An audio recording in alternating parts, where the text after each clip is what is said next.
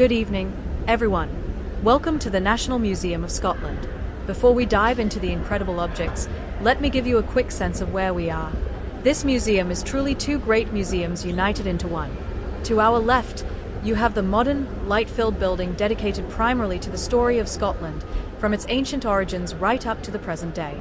To our right, where we are standing now, is the magnificent Victorian building, originally opened in 1866 as the Royal Museum.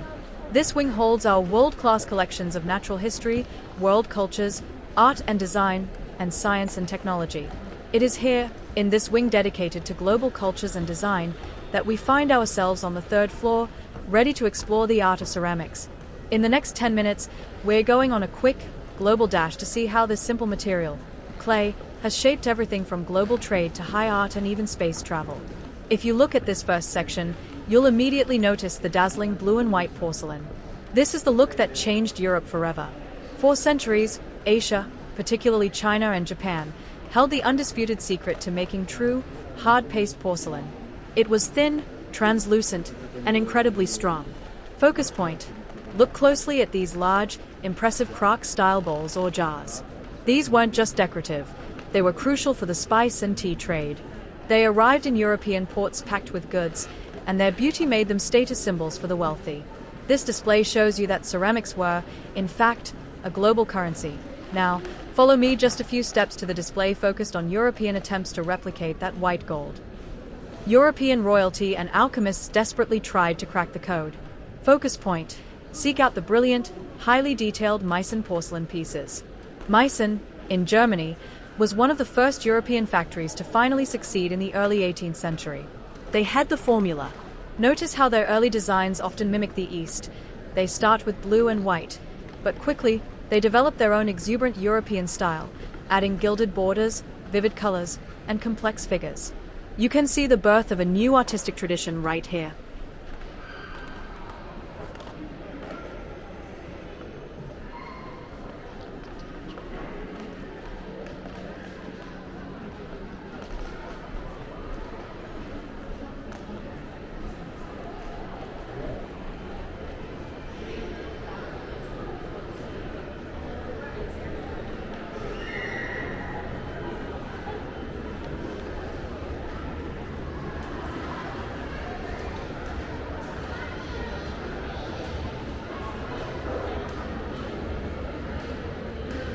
I want to draw your attention to a particularly significant piece of engineering that flies high above us in the main space, a perfect embodiment of Scottish innovation in a globally important industry. I'm talking about the de Havilland DH.82, a Tiger Moth biplane, which you may be able to see suspended in the Grand Gallery or referenced here in the aviation section. This is much more than just an old plane. It's a machine that defined a generation of flying. Focus point. The specific aircraft we have is a single-engine, two-seat trainer built in 1940 for the Royal Air Force. While not strictly Scottish designed, its importance to Britain's aviation industry, which has strong roots here, is undeniable.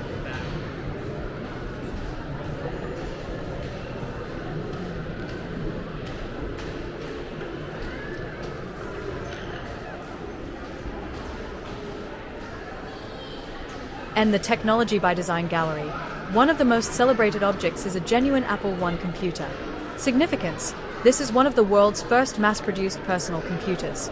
It was originally sold as a fully assembled circuit board, requiring users to supply their own case, keyboard, and display. It represents the moment the home computer industry was born, marking the start of a company that would change the world. The display, the museum's Apple I, which is number 53 in the Apple I registry, is displayed as it would have been used by an early hobbyist, often seen mounted in a briefcase, connected to an old-style keyboard and monitor. It's a beautifully simple, powerful piece of history. In the Communicate Gallery, you'll find a range of machines that brought computing into schools and homes across the UK. The British Classics. The collection highlights the unique British home computing boom of the 1980s, including computers like the Sinclair ZX81 and the BBC Micro Model B. The BBC Micro was famous for being part of the UK's computer literacy project, ensuring a generation learned to code.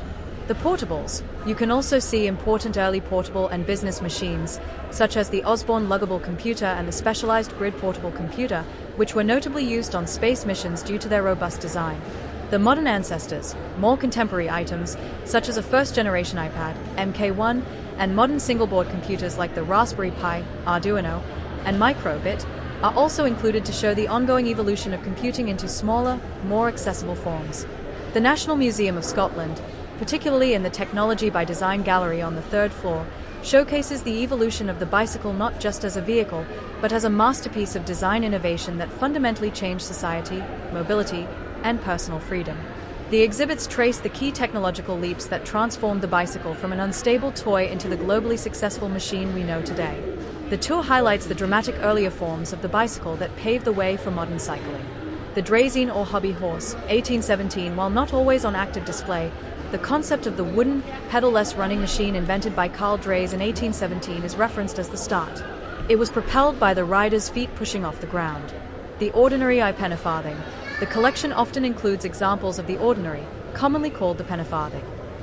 Its huge front wheel and tiny back wheel made it fast but incredibly dangerous and difficult to mount or dismount.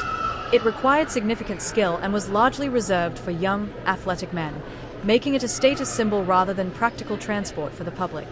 The core of the exhibition focuses on the invention that revolutionized personal transport worldwide, the safety bicycle. The Rover Safety Bicycle, circa 1888. A key object is the Rover Safety Bicycle, which features equal-sized wheels, a diamond-shaped frame, and most critically, a chain drive. This design solved the problems of the ordinary. Safety. The lower seating position made it stable and easier to stop. Accessibility.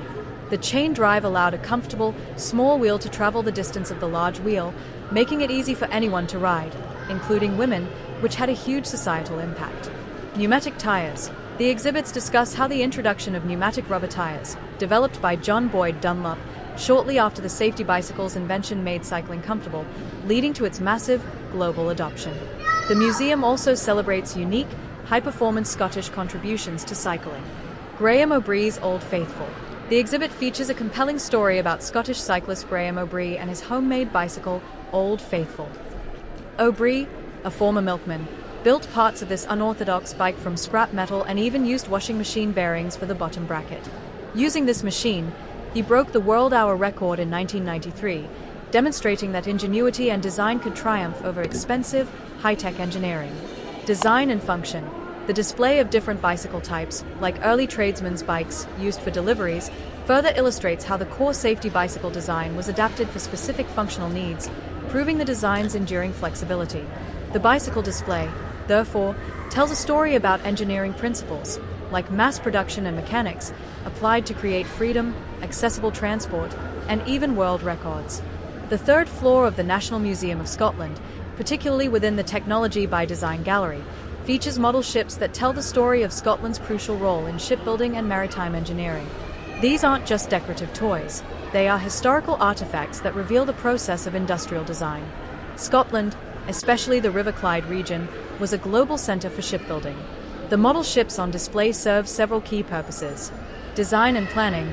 Many of the most detailed models were created by the shipyards themselves, known as builders' models or shipowners' display models.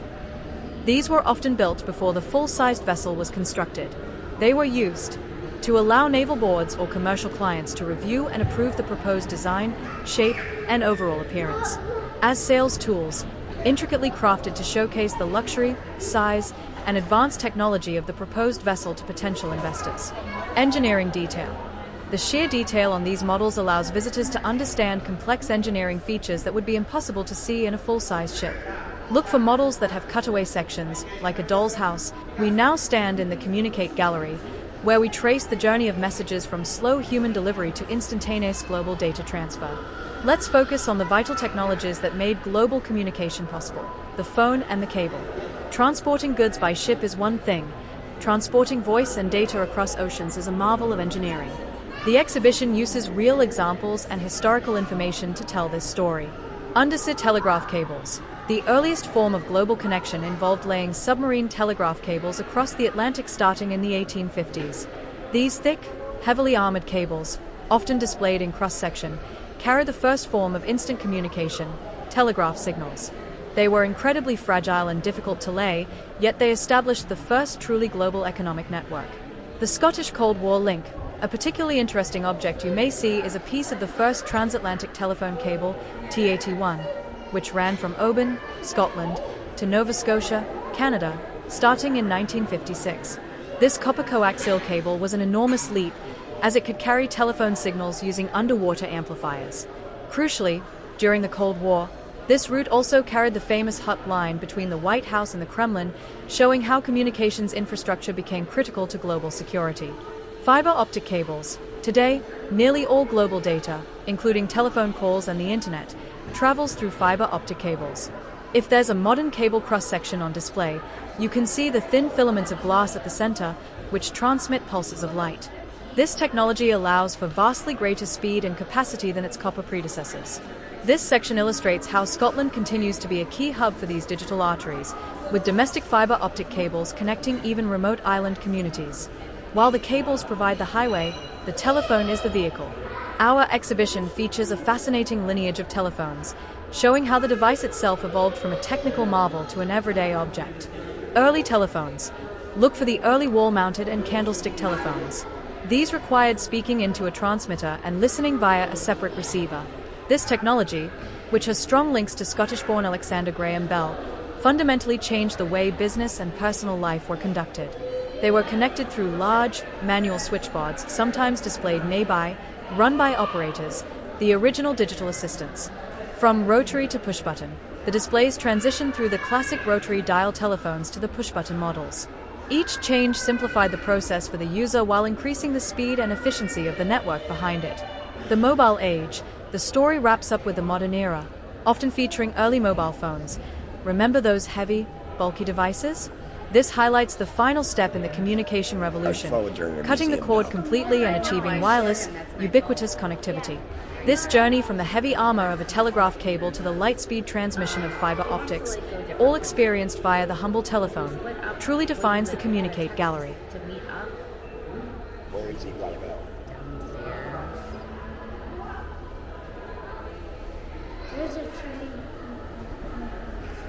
You just wait. Just. We had to record something.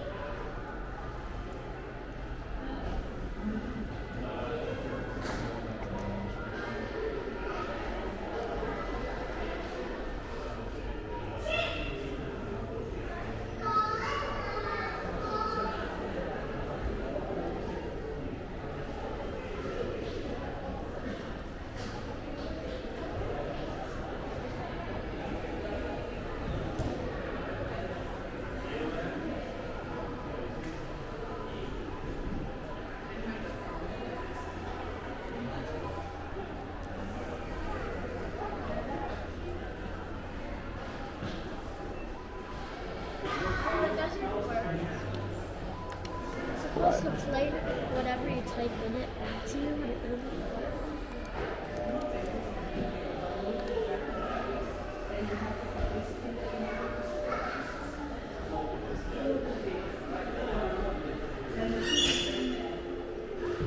It's just.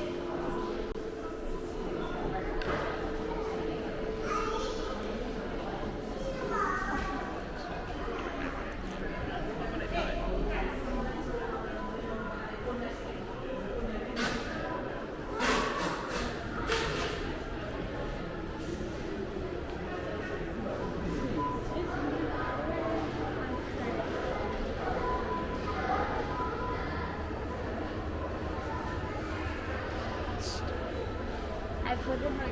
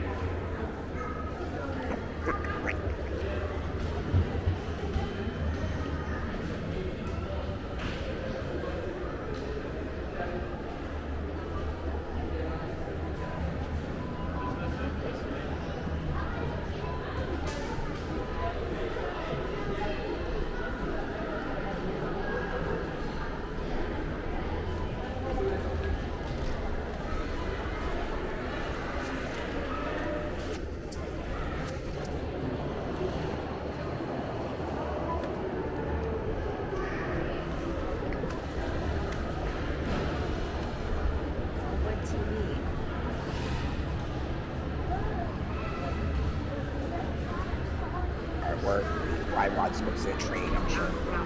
Okay, let's go see a train. Got there.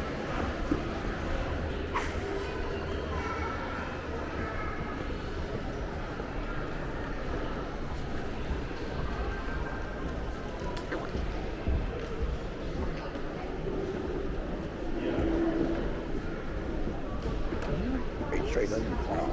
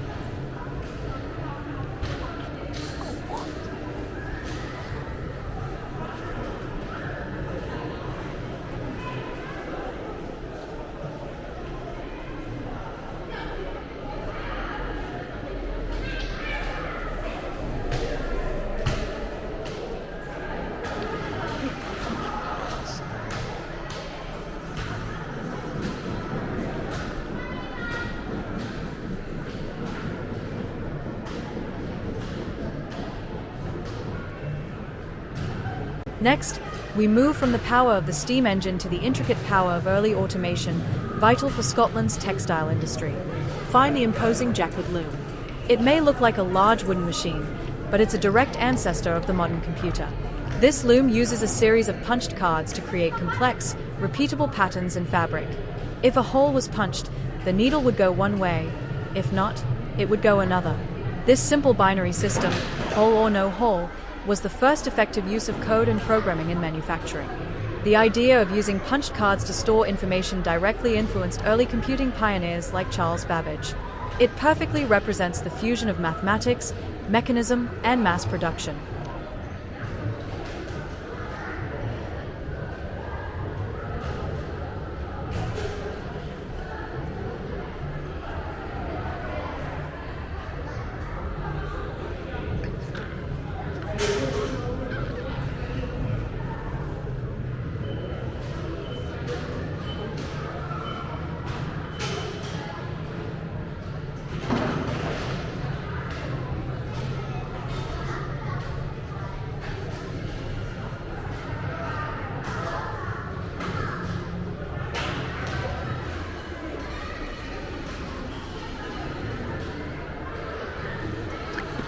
Look for the Wylam Dilly, one of the world's oldest surviving steam locomotives, built right at the dawn of the railway age in 1813.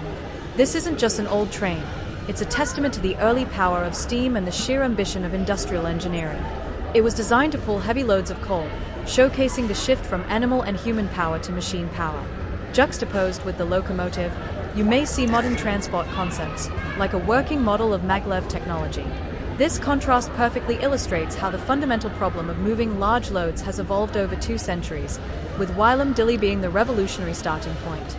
As we continue our journey through science and innovation, we arrive at an exhibit that is perhaps the most famous single object in this entire modern wing, an unassuming creature whose birth in Scotland stunned the world, Dolly the sheep. Please take a moment to look at Dolly, preserved here through taxidermy. She is a small, Finn Dorset sheep, and she looks perfectly normal. That ordinariness is exactly what makes her a revolutionary scientific achievement. Dolly was born on July 5, 1996, at the Roslin Institute, just outside Edinburgh, by a team led by Professor Sir Ian Wilmot and Keith Campbell. What made her so extraordinary? Dolly was the first mammal ever cloned from an adult somatic cell. Before Dolly, scientists believed that an adult cell, say, a skin cell or a mammary gland cell, was too specialized to revert and create an entire new organism. Dolly proved them wrong. To create her, the Roslin team took a cell nucleus from the mammary gland of an adult ewe, hence the name Dolly, after Dolly Parton, and inserted it into an unfertilized egg cell from a Scottish blackface sheep that had its own nucleus removed. This created a hybrid cell that was tricked into developing as an embryo and implanted into a surrogate mother. Dolly's white face confirmed she was a clone, as her surrogate mother was a black-faced sheep. When Dolly's birth was announced in 1997, it was a global media frenzy. It sparked immediate, profound debates about the ethics of cloning and the nature of life itself, questions we are still grappling with today. Dolly lived a relatively normal life at the Roslin Institute. She gave birth to 6 healthy lambs, proving she could reproduce naturally. She sadly died at the age of 6, half the typical lifespan for her breed, from a progressive lung disease, though scientists stated the illness was a common infection in sheep and not conclusively linked to her being a clone.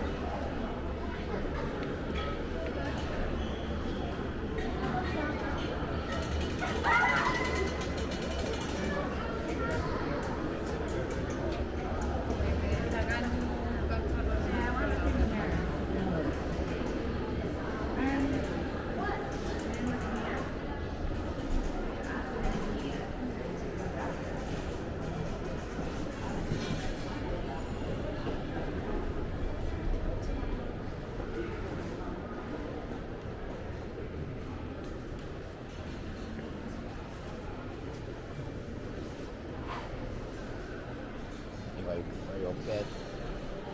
Are you okay? Ask him if he's okay.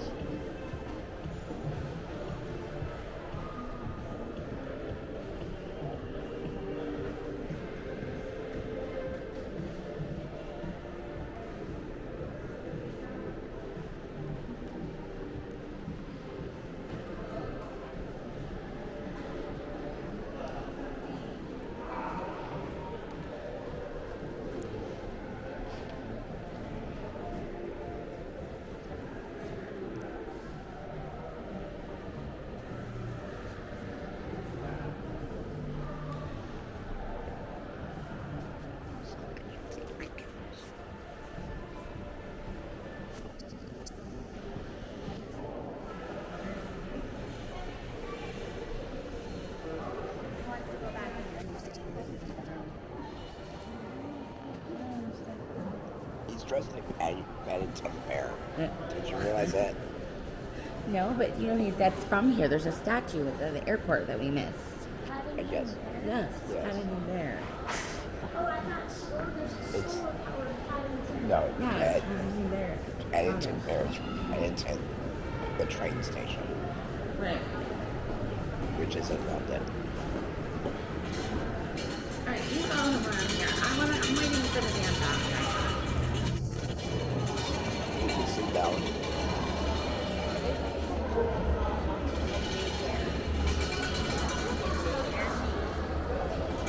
Did you see Dolly? What? That's Dolly. The clone sheep. Oh. You wanted to know why there was a sheep walking around. That's the clone sheep. The clone? They clone the sheep.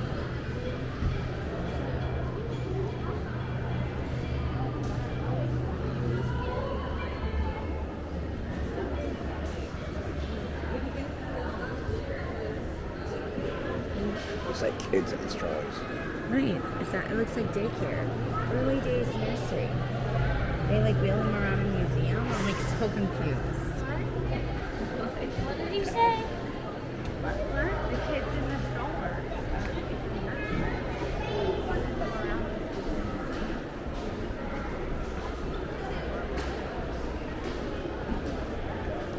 Alright, what else do we have to see? We didn't look back there. I'm gonna try the damn bathroom.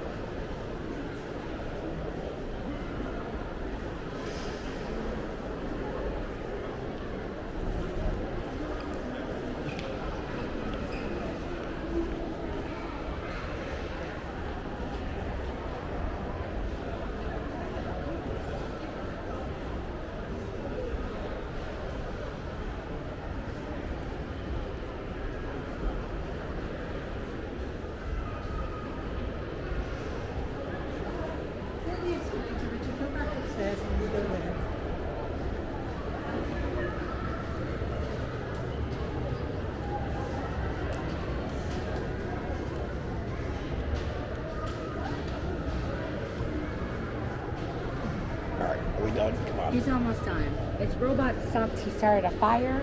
His robot knocked down the stuff. Okay.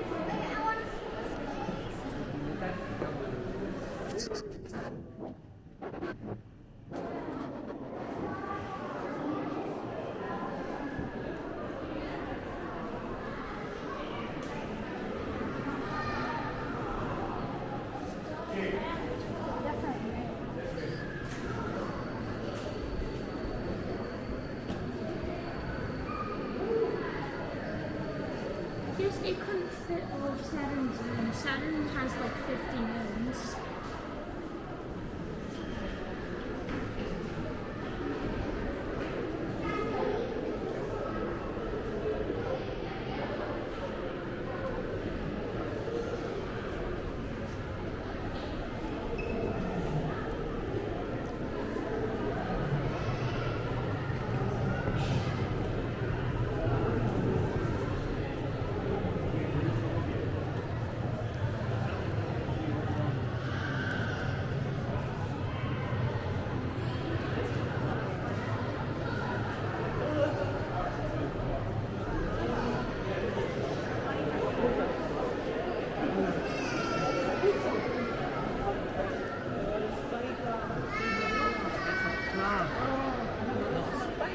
No spider crab.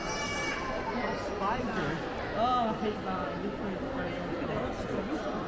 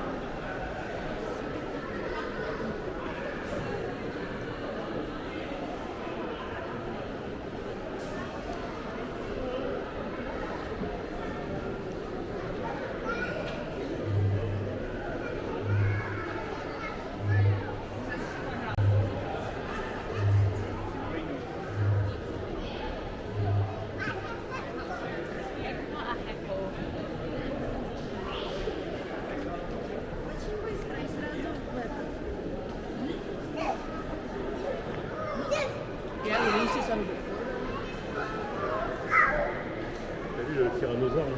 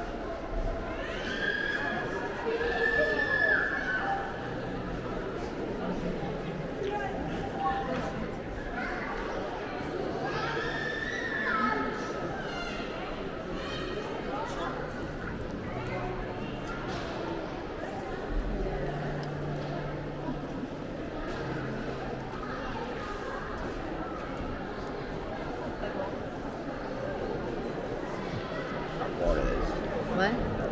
See something else. Well, we didn't see this whole round.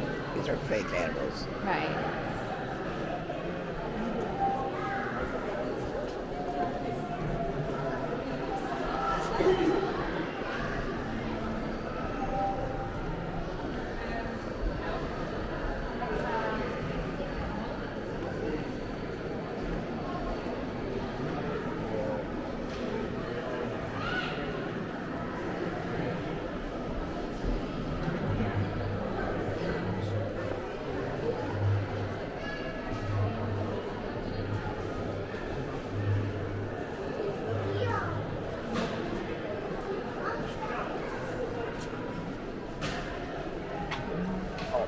fake eggs. Yeah.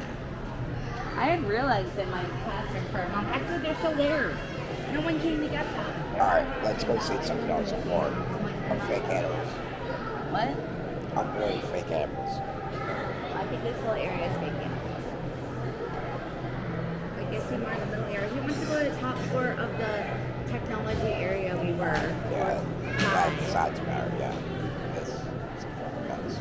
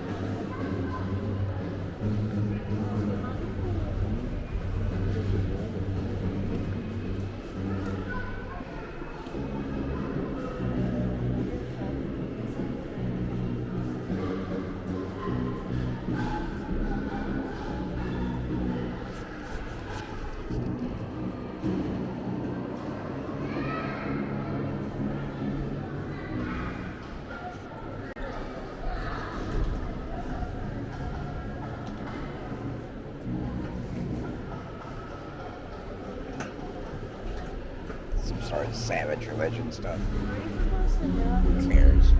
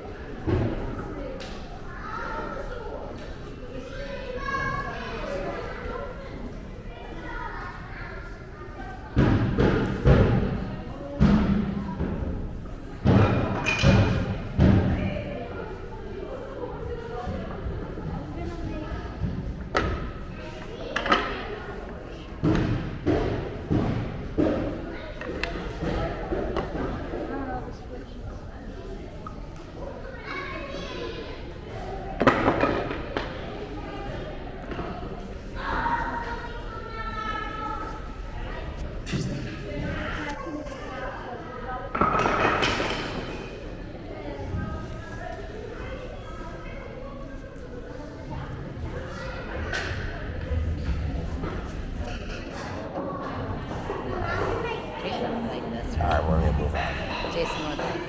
Yeah, man. Actually, that's where he's going tomorrow. But my mom better watch him good. She's not always good. He's going to the Children's Museum.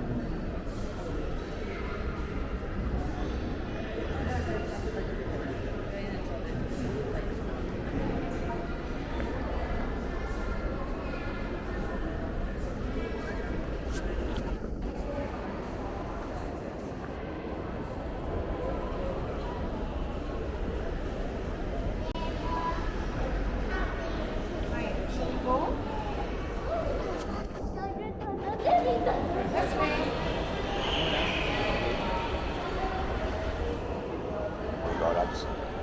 We go up there. What's minute 3? I mean 5. 5. I didn't see everything.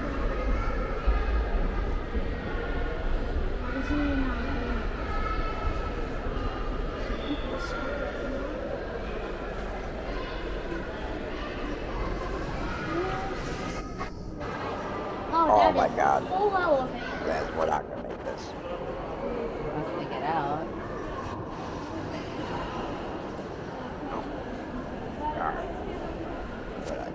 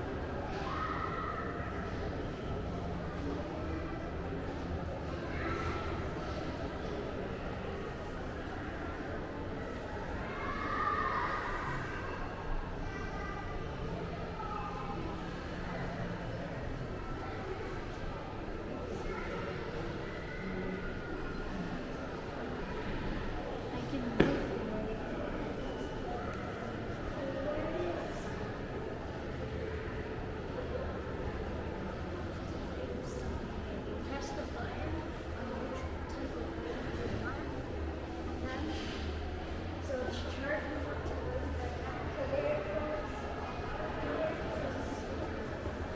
then you can make like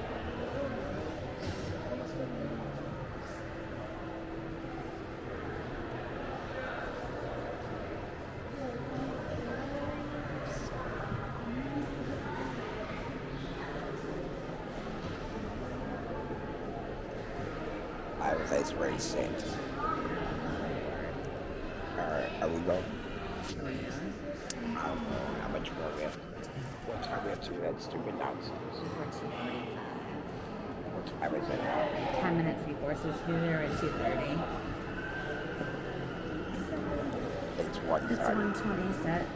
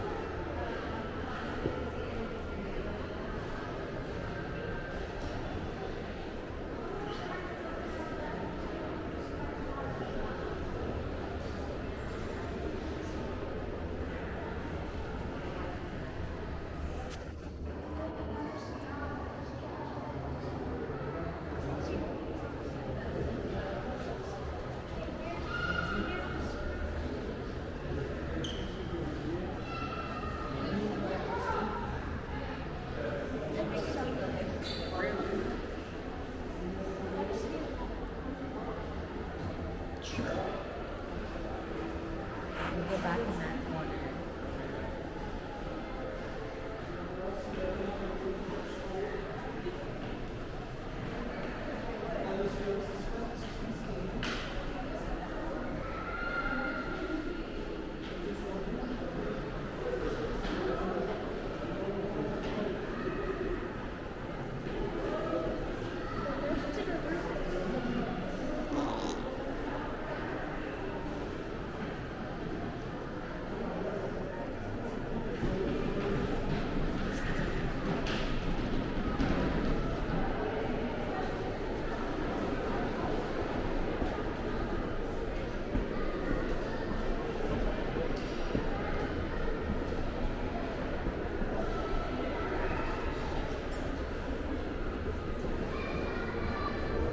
we're gonna go to the room.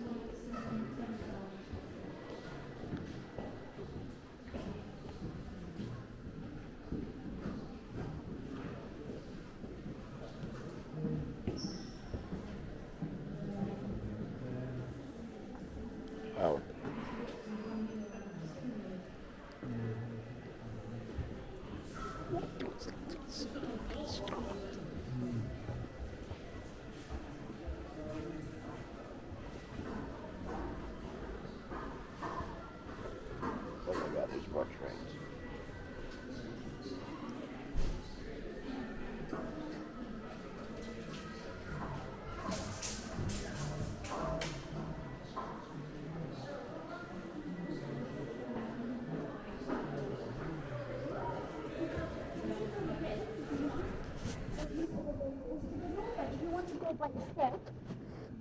Take the lid. Lovely.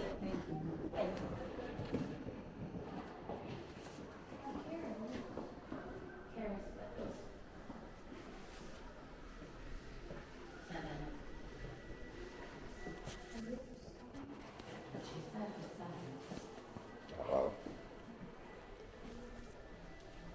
Hello. Don't fall off this one.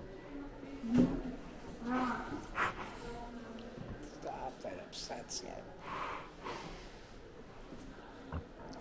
In this family, we make fun of people.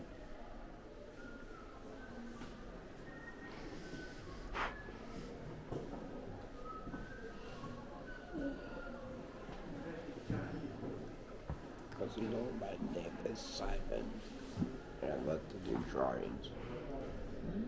It's Paddington.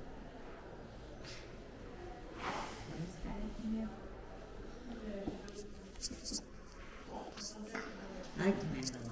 It's from like London, right? Not -1, it's like a very long time.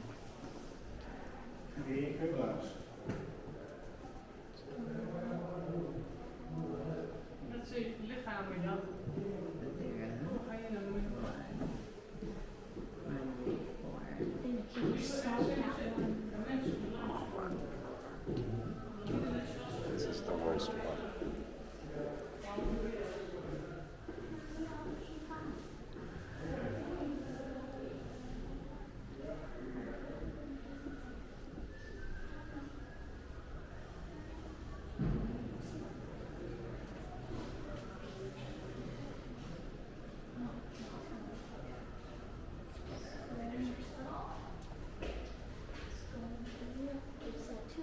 It's not free. Should open. No, we're on 4. It might be full by the time it gets there. I don't even know how I went down this elevator. It's like literally in the corner.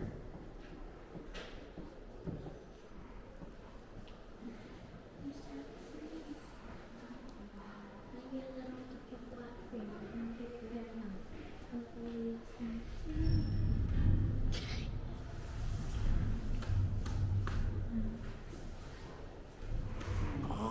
coming.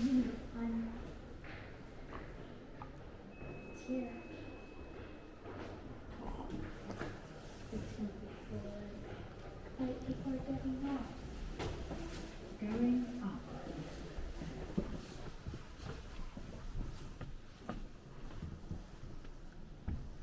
Please mind the doors.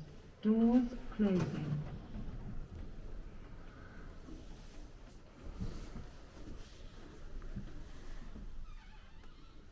Going up.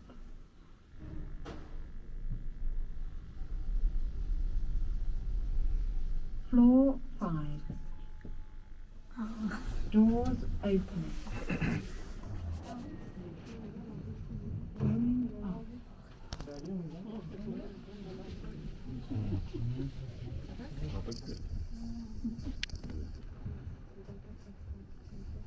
Please mind the doors. Doors closing. Can't go any further than 7. Going up. Why is it so fun? With giant one. Big up.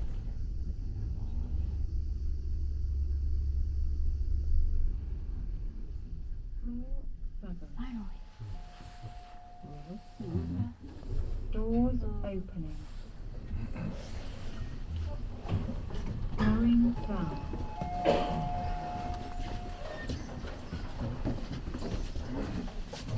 Going down.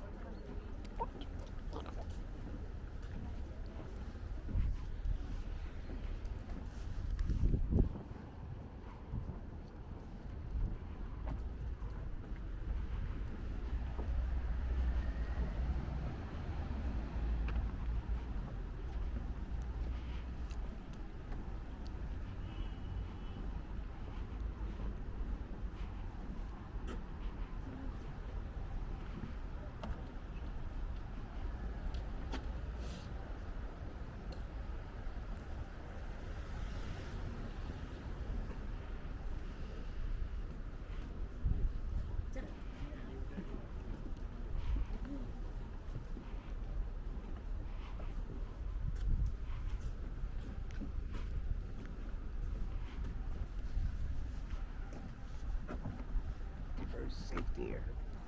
You got like 7, 10 feet. In America, you just go right to this edge. For the ones in Japan, Yeah, way higher than that. they didn't care.